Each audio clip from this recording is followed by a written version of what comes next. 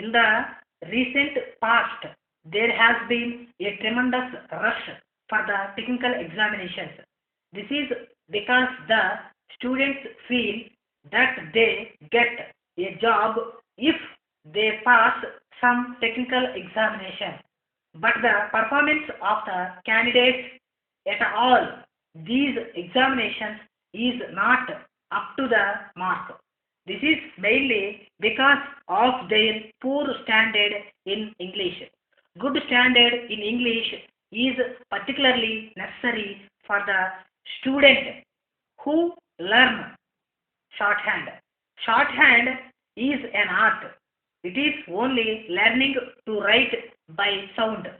It is not that everybody can learn this subject. The student who is prepared to do hard work only can learn this art perfectly and thoroughly. This is a subject which cannot be learned by self study. Students who intend to learn shorthand must always get sufficient training from a qualified and competent teacher. The pronunciation of the teacher should be clear and perfect. The student should have full knowledge of outlines and see that the outlines written by him are clear in accordance with the rules of shorthand. He should also have thorough idea of grammars, contractions and other phrases. His practice must be regular and systematic. To a great extent, the student must judge for himself the method of his practice. While taking dictation, ear and hand should work practically simultaneously in order to secure the best results. When a wrong outline is written, the student has to ignore the fact and go on. If several outlines are wrongly written, he has to reduce the speed.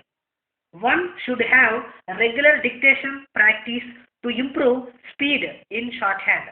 Particular attention should be given to length, position, writing and indication of vowels of the outlines. Practice of an hour a day is better than 2 or even 3 hours every alternative day. To improve the outlines, one should have daily practice of writing shorthand from a written English passage. The passage should be varied as far as possible. Difficult words, if any, should be practiced separately and they should be noted down in a separate notebook. Marking of punctuation cannot be overlooked. Another important factor is concentration. While taking dictation, the mind should be calm and undisturbed. The student should have full concentration on the passage. All this can be developed only through regular dictation practice. The students should not be eager to take the examination when his practice is not up to the mark. Practice of shorthand should not be examination oriented. Even if he fails in the examination, there is nothing to be disappointed. Failure is to be considered as an opportunity to strive for perfection. Even after the examinations are over, it is good to have continuous practice.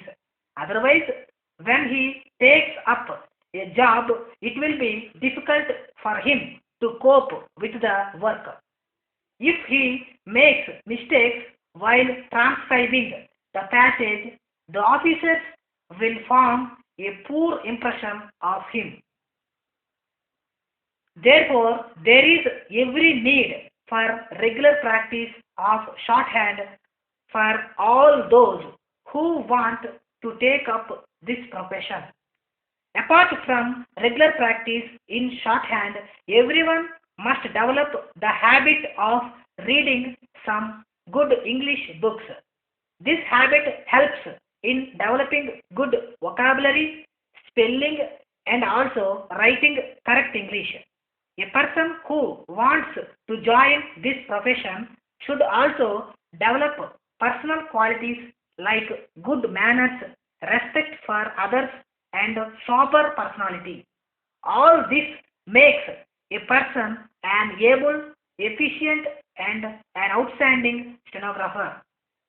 With reference to your letter, I am to inform you that the matter has been discussed in detail with my colleagues. We are of the opinion that it is not possible for the government to give permission to open a high school in your village for the reasons mentioned below. There are two high schools existing within a distance of 4 miles of your village. The present upper primary school does not have adequate strength for the last 3 years. The present building of the school is hardly sufficient for an upper primary school. As a matter of fact, the local community has not evinced any interest in developing the educational facilities of your village. We could not succeed in creating interest among the people of the village in spite of our sincere efforts.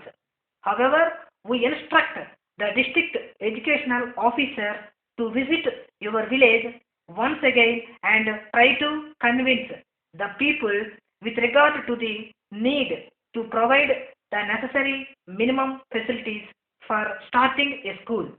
The government is also aware of the fact that if educational facilities are not provided locally, the student will be inconvenienced, but at the same time is not possible for the government to provide all physical facilities that are necessary for starting a school.